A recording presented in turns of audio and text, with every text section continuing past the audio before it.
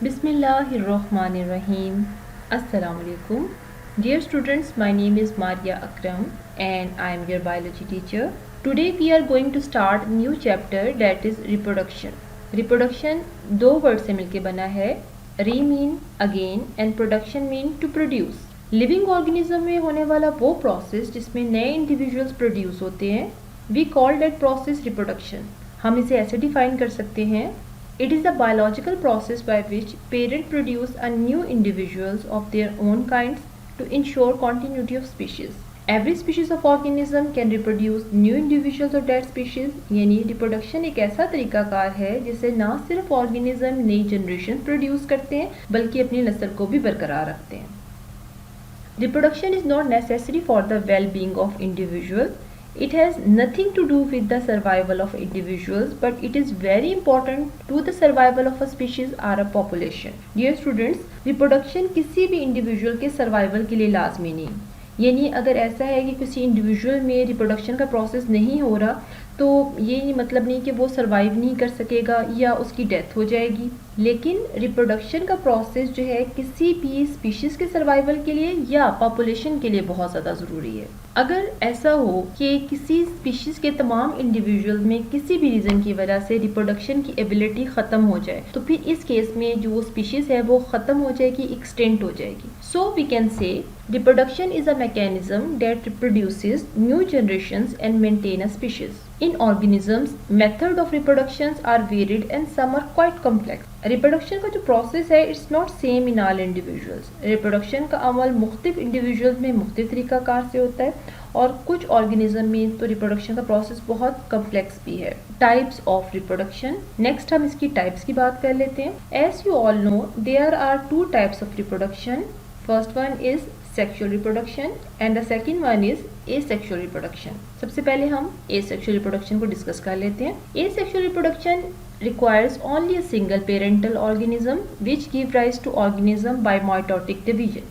Asexual reproduction की वो type है जिसमें सिर्फ एक पेरेंट इन्वॉल्व होता है and that single parent give rise to new organism by process of mitosis. The total chromosomal content of the cell is exactly replicated and passed to the daughter cells and offsprings are genetically identical to the parent. क्योंकि इनमें mitosis का process हो रहा है तो total chromosomal content जो है exactly replicate होके एग्जैक्टली कॉपी होके डॉटर सेल्स में पास ऑन हो जाता है. और चूंकि क्रॉसिंग ओवर का प्रोसेस नहीं हो रहा तो जो ऑफस्प्रिंग्स बनते हैं they are genetically identical to their parents. Asexual reproduction के बहुत से मेथड्स हैं और कुछ के बारे में आप पहले से जानते हैं. First one is fission. बेटा fission is the division of single individual into two or more parts. अगर कोई इंडिविजुअल दो हिस्सों में डिवाइड हो जाए तो we call it binary fission और अगर कोई इंडिविजुअल एक से ज़्यादा हिस्सों में डिवाइड होता है तो we call it multiple fission. Next is sporulation. Organism में स्पोर प्रोड्यूस होने का जो प्रोसेस है वी कॉल इट स्पोरिलेशन. कुछ ऐसे ऑर्गेनिज्म हैं जैसे कि फंजाई है या प्लांट्स हैं या समटाइम एल्जी हैं, जैसी ही अनफेवरेबल कंडीशंस आती हैं दे विल मेक स्पोर्स और जब हालात वापस फेवरेबल हो जाते हैं तो ये स्पोर्स जनरेट होके नया इंडिविजुअल बना लेते हैं. Next one is budding. Budding asexual reproduction की वो टाइप है जिसमें पेरेंट बॉडी पे एक बड प्रोड्यूस हो जाता है या आउटग्रोथ बन जाती है. ये बड टाइम गुजरने के साथ साथ इनलार्ज होता रहता है और या तो फिर ये पेरेंट बॉडी के साथ अटैच हो जाएगा या फिर वहाँ से सेपरेट हो जाता है. Next is vegetative and artificial propagation. Vegetative propagation में वेजिटेटिव पार्ट जैसे कि लीव्स हैं, स्टेम है या रूट्स हैं, इससे नए पौधे बनते हैं. ये नेचुरली भी होता है और हम इसे आर्टिफिशियली भी कर सकते हैं. आर्टिफिशियल प्रोपिगेशन में कटिंग और ग्राफ्टिंग का मेथड इस्तेमाल किया जाता है. Parthenogenesis and apomixis. पार्थिनोजेनेसिस और एपोमेक्सिस को इस चैप्टर के आगे हम काफ़ी डिटेल से पढ़ेंगे. अभी हम सिर्फ से ब्रीफली देख लेते हैं. पार्थिनोजेनेसिस के प्रोसेस में अनफर्टिलाइज्ड एग एक नया ऑफस्प्रिंग बना लेता है और पार्थिनोजेनेसिस का प्रोसेस ज़्यादातर हनी बीज में या इंसेक्ट्स में होता है, जबकि एपोमेक्सिस जो है ये प्लांट्स में होता है जिसमें फर्टिलाइजेशन के बगैर ओव्यूल सीड में और ओवरी फ्रूट में कन्वर्ट हो जाती है. एसेक्सुअल रिप्रोडक्शन के कुछ एडवांटेजेस भी हैं और कुछ डिसएडवांटेजेस भी. सबसे पहले हम डिसएडवांटेजेस देख लेते हैं. Asexual reproduction increases number of genetically alike individuals from a single parent very rapidly, but it is not an adaptive method and may at some stage jeopardize the survival of a species. अब asexually reproduce होने वाले organism बनते तो बहुत ज़्यादा तादाद में हैं, मगर इनके अंदर चूंकि जेनेटिक वेरिएशंस नहीं होती, यही वजह है कि कुछ स्टेजेस पर ये स्पीशीज के सर्वाइवल को खतरे में डाल देती है। For example there are some species specific diseases, और अगर ये स्पीशीज स्पेसिफिक डिजीजेस किसी खास क्रॉप पे अटैक कर दें तो फिर क्या होगा कि पूरी की पूरी फसल जो है वो डिस्ट्रॉय हो जाएगी। अब हम एसेक्सुअल रिप्रोडक्शन के एडवांटेजेस की बात कर लेते हैं। प्रोडक्शन ऑफ ऑर्गेनिजम्स और वैल्यूएबल कैरेक्टरिस्टिक्स। एसेक्सुअल रिप्रोडक्शन के जरिए हम ऐसे ऑर्गेनिज्म प्रोड्यूस करते हैं जिनमें डिजायर्ड और वैल्यूएबल कैरेक्टरिस्टिक्स होते हैं, जैसे कि we are using tissue culture techniques in plants and cloning in animals. और चूंकि इन तरीकाकार में रिशफलिंग या क्रॉसिंग ओवर नहीं होता, इसलिए valuable characteristics without change in genetic material अगली जनरेशन में ट्रांसफर हो जाते हैं। क्लोनिंग के प्रोसेस को बहुत ही कामयाबी के साथ इस्तेमाल किया जा रहा है, मगर इसके कुछ डिसएडवांटेजेस हैं। मसलन क्लोनिंग के जरिए जो ऑर्गेनिज्म प्रोड्यूस किए जा रहे हैं इनमें एजिंग का प्रोसेस बहुत रैपिड होता है, और दूसरा इनके अंदर इन्वायरमेंटल स्ट्रेस और बीमारियों के खिलाफ कुव्वत मुदाफ़त बहुत कम होती है। अब हम सेक्सुअल रिप्रोडक्शन को डिस्कस कर लेते हैं। It usually involve 2 parents. अभी हमने एसेक्सुअल रिप्रोडक्शन की बात की थी, उसमें एक पेरेंट इन्वॉल्व होता है, जबकि सेक्सुअल रिप्रोडक्शन में 2 पेरेंट्स इन्वॉल्व होते हैं। A fertilised egg is produced through the union of mitotically produced specialised sex cells from each parent. Sexual reproduction में मियोसिस के जरिए गैमेट्स बनते हैं और गैमेट्स की फ्यूजन से फर्टिलाइज्ड एग बनेगा। क्योंकि सेक्सुअल रिप्रोडक्शन में मियोसिस होती है तो इसलिए जो गैमेट्स बनते हैं इनमें नंबर ऑफ क्रोमोसोम अपने पेरेंट्स के मुकाबले में हाफ हो जाता है। स्टूडेंट्स, अब हम इसके एडवांटेजेस देख लेते हैं।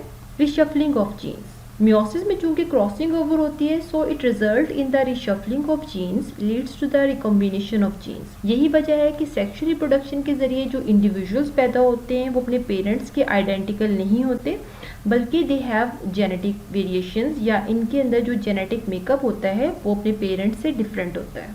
Second advantage is it maintain chromosome number of a species. So it is an important factor in the survival and adaptation of a species or a population. Exams में एक शॉर्ट क्वेश्चन जो बहुत important है और अक्सर आ जाता है, that is the difference between asexual and sexual reproduction. First of all, asexual reproduction में it involves only a single organism, जबकि सेक्सुअल रिप्रोडक्शन में it usually involves 2 parents. Asexual reproduction में क्या होता है, there is no production of gamete, जबकि sexual reproduction में male and female gametes are produce. Third point है no fusion of gametes in asexual reproduction, जबकि sexual reproduction में it involve fusion of gametes. Number 4 point है offsprings are identical to parents, जबकि sexual reproduction में offsprings have some characteristics from male and some from female parent, और कभी कभार तो कुछ ऐसे कैरेक्टरिस्टिक्स भी पैदा हो जाते हैं जो कि दोनों पेरेंट्स में नहीं होते। Next one is rate of reproduction is faster, जबकि सेक्सुअल रिप्रोडक्शन में rate of reproduction is slower. It involves only mitosis, जबकि सेक्सुअल रिप्रोडक्शन में माइटोसिस भी होती है और मियोसिस भी। मियोसिस के प्रोसेस के जरिए गैमेट्स बनते हैं, जबकि एक दफ़ा पे जब जाइगोट बन जाता है तो उसके बाद जाइगोट की डेवलपमेंट के लिए माइटोसिस का प्रोसेस शुरू हो जाता है। 7 पॉइंट है it's not contribute in evolution of a species, जबकि सेक्सुअल रिप्रोडक्शन में it contribute to evolution of a species. Reproduction in plants में एसेक्सुअल और सेक्सुअल दोनों तरह की रिप्रोडक्शन होती है। पहले हम एसेक्सुअल रिप्रोडक्शन के वो तरीकाकार देख लेते हैं जिसके जरिए प्लांट्स रिप्रोड्यूस करते हैं। पहला तरीकाकार है लेयरिंग। इस तरीके में प्लांट्स कोई भी ब्रांच जब जमीन के साथ टच करती है तो वहाँ उस ब्रांच से एक नया पौधा बन जाता है। जैसे आप यहाँ देख सकते हैं कि ये ब्रांच जमीन के साथ टच की और यहाँ पे जब जैसे टच की तो यहाँ से एडवेंटिशियस रूट्स बनना शुरू हो गई और ये ब्रांच से एक नया पौधा बन गया। नॉर्मली स्ट्रॉबेरीज और रेस्पेरीज इस तरीके से रिप्रोड्यूस करती हैं। Second method is grafting.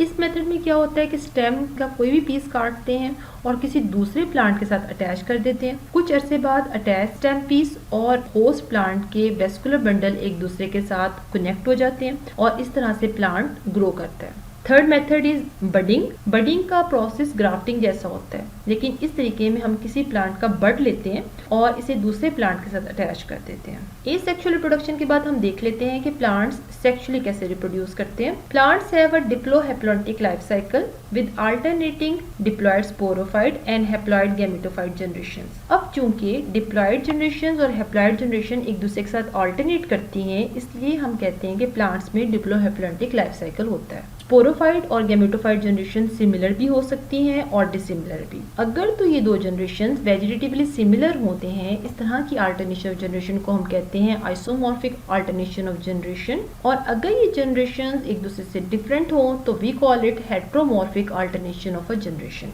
Adaptation of seed plants. As you all know, seed plants are the dominant plants of the land. They are present all around us due to their better sexual reproduction mechanism, like first of all modification of flower and inflorescence for pollination. Flowers हैं, they are fertile leaves या फिर they are modified shoots जिनके अंदर sepals हैं, petals हैं, stamens हैं, carpels हैं। अब stamens और carpels जो हैं they are involved in reproduction, जबकि अगर हम sepal और petal की बात करें तो they are non-reproductive part because of their scent and bright colors. insects इनकी तरफ attract होते हैं और pollination होती है। Second modification is gametes pollen tube के जरिए ट्रांसफर होते हैं। थर्ड पॉइंट इज इसके अलावा डेवलपिंग एम्ब्रियो में एंडोस्पर्म के अंदर फूड स्टोर की जाती है। सीड्स की प्रोटेक्शन के लिए they have seed coat. Dispersal of seeds with the help of fruit formation. Seeds जो है वो फ्रूट के अंदर होते हैं, इसलिए डिस्पर्सल में आसानी हो जाती है। इसके अलावा जो एक बहुत इंपॉर्टेंट मॉडिफिकेशन है वो ये कि सीड्स डोर्मेंट फॉर्म में अनफेवरेबल कंडीशंस में सर्वाइव कर लेते हैं। Evolution and significance of pollen tube. Evolution of a pollen tube is an important land adaptation by spermatophytes seed forming plants. Pollen tube act as a vehicle for the transport of male gametes to female gametes in ovule. अब pollen tube basically एक vehicle के तौर पे इस्तेमाल होती है ताकि harsh land environment में सेफली मेल गैमेट्स को फीमेल गैमेट्स पे ट्रांसफर किया जा सके। Evolution of a pollen tube is parallel to the evolution of seed and it is a tool of success for seed plant. आइए students हम देखते हैं कि एंजियोस्पर्मिक रिप्रोडक्शन में पोलन ट्यूब कैसे हेल्प करती है। सबसे पहले क्या होगा कि मैच्योर पोलन आके फ्लावर के स्टिग्मा पे गिरेगा। जैसे वो स्टिग्मा पे गिरेगा तो इसके अंदर ट्यूब न्यूक्लियस और जनरेटिव न्यूक्लियस होगा। ट्यूब न्यूक्लियस पोलन ट्यूब बनाएगा और जनरेटिव न्यूक्लियस इस पोलन ट्यूब से ओवरी में मौजूद ओव्यूल तक पहुंचेगा। अब जनरेटिव न्यूक्लियस में दो स्पर्म होते हैं। एक स्पर्म जो है वो सीड में मौजूद एग सेल के साथ फर्टिलाइज करेगा और दूसरा जो है पोलन न्यूक्लियस के साथ फर्टिलाइज करेगा। एग सेल से जाइगोट बनेगा, जबकि पोलन न्यूक्लियस से फर्टिलाइज करने से एंडोस्पर्म बनेगा। अब नेक्स्ट क्या होगा कि फर्टिलाइजेशन के बाद हर ओव्यूल सीड में कन्वर्ट हो जाएगा और ओवरी फ्रूट में कन्वर्ट हो जाती है। नेक्स्ट हम पढ़ते हैं life cycle of bryophytes. Bryophytes का लाइफ साइकिल शुरू होता है थैलस से and thallus is a haploid gametophyte generation. अब थैलस में मेल और फीमेल ऑर्गन्स अलग अलग हैं। फीमेल ऑर्गन को हम आर्चिगोनिया कहते हैं, जबकि मेल ऑर्गन को हम एंथ्रीडिया कहते हैं। Archegonia will produce oospheres and antheridia will produce antherozoids जो कि मोटाइल होते हैं। अब ये जो ओस्फियर्स हैं ये स्पेशल टाइप के केमिकल्स को प्रोड्यूस करेंगे और एंथ्रोजॉइड्स चूंकि मोटाइल हैं तो वो इन केमिकल्स की तरफ मूव करेंगे और इस मूवमेंट को हम कीमोटेक्सिस कहेंगे। नेक्स्ट में आर्चिगोनिया में फर्टिलाइजेशन होगी। फर्टिलाइजेशन के बाद जाइगोट बनेगा जो कि डिप्लॉयड होगा। Zygote will give rise to sporangium. Sporangium में स्पोर मदर सेल्स होते हैं जिनमें मियोसिस होगी और हैप्लॉइड स्पोर्स बनेंगे। अब ये हैप्लॉइड स्पोर जो है बाद में थैलस बनाएंगे और फिर इस तरह से दोबारा से ये साइकिल स्टार्ट हो जाएगा। Life cycle of gymnosperms. Gymnosperm का लाइफ साइकिल जो है वो पाइनस ट्री से शुरू होता है। पाइनस ट्री में मेल और फीमेल कोन्स अलग अलग बनती हैं। फीमेल कोन का चूंकि साइज बड़ा होता है तो हम इसे मेगास्पोरोफिल्स कहते हैं और मेल कोन का साइज छोटा होता है, so we call it microsporophylls. Megasporophyll will produce megasporangia which contain megaspore mother cell. अब मेगास्पोर मदर सेल में मियोसिस होगी और मियोसिस के नतीजे में मेगास्पोर या एम्ब्यूसेक्स बनेंगे, जबकि each male cone contains microsporangia जिसमें माइक्रोस्पोर मदर सेल्स होते हैं। माइक्रोस्पोर मदर सेल में भी मियोसिस होती है और मियोसिस के नतीजे में माइक्रोस्पोर्स मदर सेल बनेंगे। नेक्स्ट स्टेप में पोलिनेशन होगी। जब माइक्रोस्पोर्स और मेगास्पोर्स बन जाएंगे तो नेक्स्ट पोलिनेशन होगी और पोलिनेशन के नतीजे में मेल और फीमेल प्रोथैलस बनेंगे। अब मेल और female prothallus are haploid gametophyte generation. Female prothallus archegonia बनाएगा जिससे ओस्फियर बनेंगे, जबकि vestigial male prothallus antheridial cell को प्रोड्यूस करेगा और इस एंथ्रेडियल सेल से मेल गैमेटिक न्यूक्लियस बनेगा और फिर मेल गैमेटिक न्यूक्लियस से नेक्स्ट पोलन ट्यूब बनेगी। यहाँ भी फर्टिलाइजेशन आर्चिगोनियम में होगी। फर्टिलाइजेशन के बाद जाइगोट बनेगा और जाइगोट डिवेलप होकर दोबारा वापस पाइनस ट्री बनाएगा और ये साइकिल दोबारा से रिपीट होगा। Life cycle of angiosperm.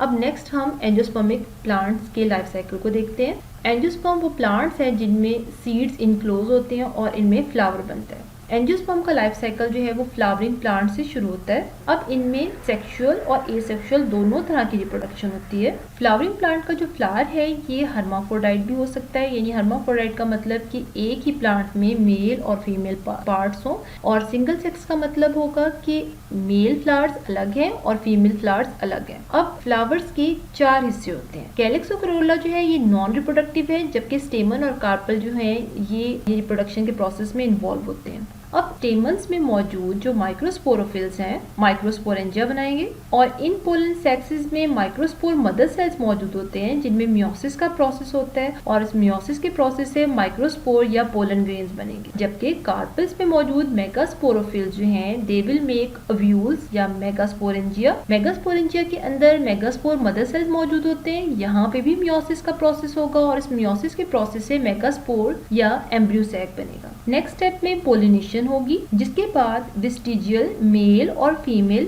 Prothallus बनेंगे। अब मेल प्रोथैलस से 2 मेल गैमेटिक न्यूक्लियाई बनेंगे, जबकि फीमेल प्रोथैलस से 1 एग न्यूक्लियस, 3 एंटीपोडल सेल्स, 2 साइनर्जिड्स और 2 पोलर न्यूक्लियाई बनेंगे। 3 एंटीपोडल सेल्स और 2 साइनर्जिड्स जो हैं ये फर्टिलाइजेशन के प्रोसेस में हेल्प करेंगे, लेकिन एक दफा जब फर्टिलाइजेशन हो जाएगी तो ये डीजनरेट हो जाते हैं। एंजियोस्पर्म में चूंकि डबल फर्टिलाइजेशन होती है, अब जो 2 गैमेटिक न्यूक्लियाई हैं ये पोलन ट्यूब के जरिए ओवरी में पहुंचेंगे। एक मेल गैमेट जो कि एग न्यूक्लियस के साथ फ्यूज करेगा और जाइगोट बना लेगा, जबकि दूसरा मेल गैमेट 2 पोलन न्यूक्लियाई के साथ फ्यूज करके ट्रिपल फ्यूजन न्यूक्लियस बनाएंगे। Triple fusion nucleus food storing endosperm tissue के अंदर कन्वर्ट हो जाएगा, जबकि zygote it later develop into embryo. Endosperm और एम्ब्रियो ये दोनों सीड के अंदर मौजूद होंगे और एक दफा जब सीड जर्मिनेट करेगा तो नया फ्लावरिंग प्लांट बन जाएगा और ये साइकिल इसी तरीके से रिपीट होता जाएगा। Parthenocarpy. In some cases, fruit development proceeds without fertilization and thus no seed formation takes place.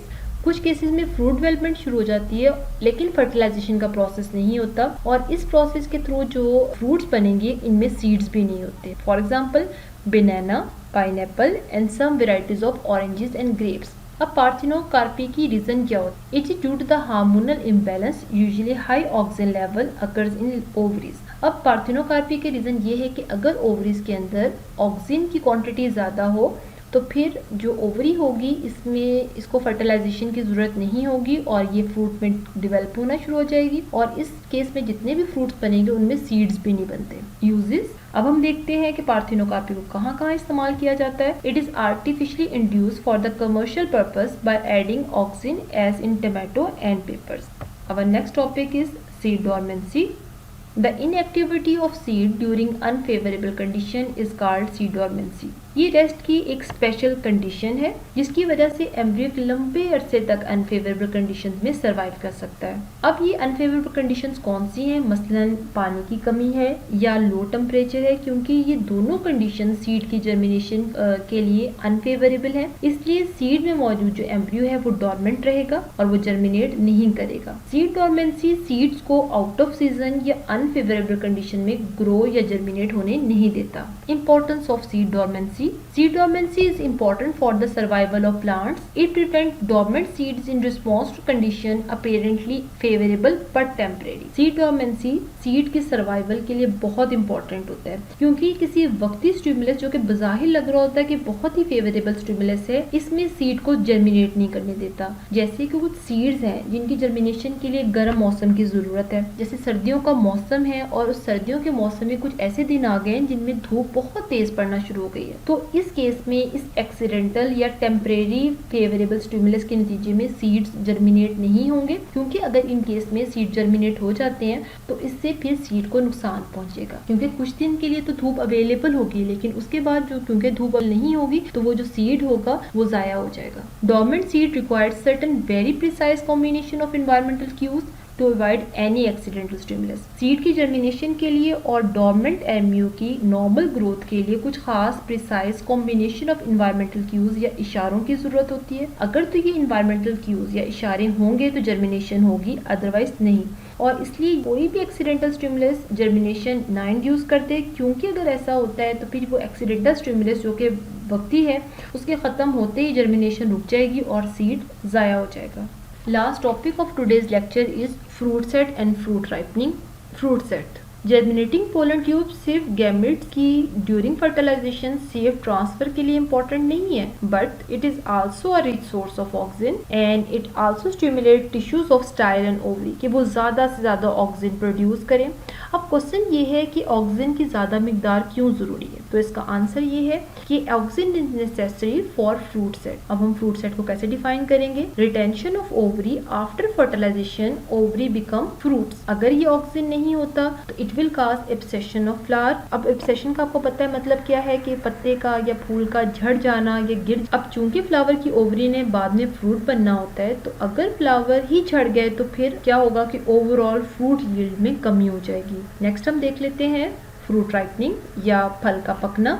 After fertilization, ovary and ripe seeds continue to produce auxin which stimulate fruit development. Fertilisation के बाद भी ovary और जो seeds हैं उनमें oxygen जो है वो प्रोड्यूस होता रहेगा ताकि फ्रूट की डेवलपमेंट को स्टिमुलेट किया जा सके। Developing seeds are not only source of oxygen and gibberellins but also cytokinins. अब ये तीनों हार्मोन्स ग्रोथ स्टिमुलेटर्स हैं and these growth substances are associated with development of embryo and accumulation of food reserve in the seeds or in the pericarp। यानी ना सिर्फ embryo की development करते हैं बल्कि सीड और पेरिकार्प में फूड को भी स्टोर करते हैं। Climacteric fruit ripening is often accompanied by burst of respiratory activity. This is associated with ethene production which help in the ripening of seed। अच्छा, अब कुछ प्लांट्स हैं जिनकी फ्रूट्स की राइपनिंग के लिए प्लांट्स इथीन प्रोडक्शन करते हैं और इसके साथ साथ जो इनकी रेस्पिरेटरी एक्टिविटी होती है वो भी बढ़ जाती है।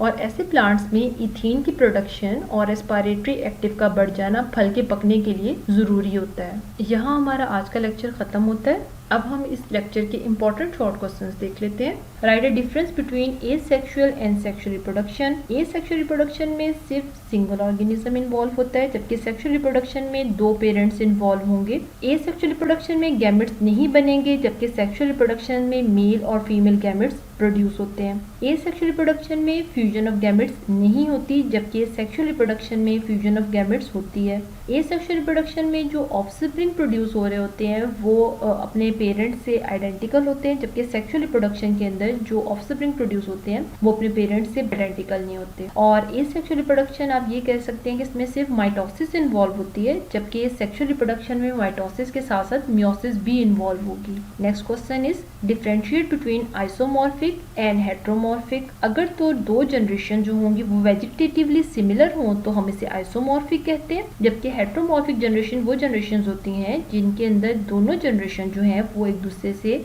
डिफरेंट हो या डिसिमिलर हो। Define parthenocarpy. Which hormone induce parthenocarpy. Parthenocarpy को हम ऐसे डिफाइन कर सकते हैं कि कुछ केसेस में fruit development proceeds without fertilisation and there is no seed formation takes place, और जो हार्मोन पार्थिनोकार्पी को इंड्यूस करता है that is auxin. Our next short question is define fruit set. Retention of ovary is called fruit set. After fertilization, ovary become fruit. Next short question is name hormone which is necessary for fruit set. Auxin is necessary for fruit set. Next question is define climacteric. Fruit ripening is often accompanied by the burst of respiratory activity that is called climacteric. Which hormone is involved in ripening of fruit? तो ripening of fruit के लिए ethane जो है वो important role play करता है। How seed is formed? अब seed कैसे बनता है? जब मेल और फीमेल गैमेट्स जो है वो फर्टिलाइज करते हैं तो पहले तो जाइगोट बनेगा और फिर ये जाइगोट जो है डिवेल्प होता हुआ एम्ब्रियो बनाएगा which is covered by a seed coat और फिर इस तरीके से सीड बन जाता है। Next question is what is the importance of seed dormancy. Seed dormancy pregnancy enables embryo to survive in the long period of unfavourable conditions, जैसे कि पानी की कमी है या लो टेम्परेचर है। Next question is name hormones which are present in developing seeds. Developing seeds के अंदर ऑक्सिन्स है, जिब्रेलिन्स है और साइटोकाइनिन्स होते हैं। Our last short question is what are the disadvantages of cloning. अब क्लोनिंग के जरिए जो प्रोड्यूस होने वाले ऑर्गेनिजम्स होते हैं, एक तो बहुत जल्द बूढ़े हो जाते हैं, उनमें रैपिड एजिंग होती है, और दूसरा उनके अंदर इन्वायरमेंटल चेंजेस को बियर करने के लिए बहुत कम रेजिस्टेंस होती है, और वो बीमारियों के खिलाफ जो कुव्वत मुदाफ़ियत है वो भी उनमें बहुत कम होती है। यहाँ हमारा आज का लेक्चर ख़त्म हुआ। अपना बहुत ख्याल रखिएगा। अल्लाह हाफिज़।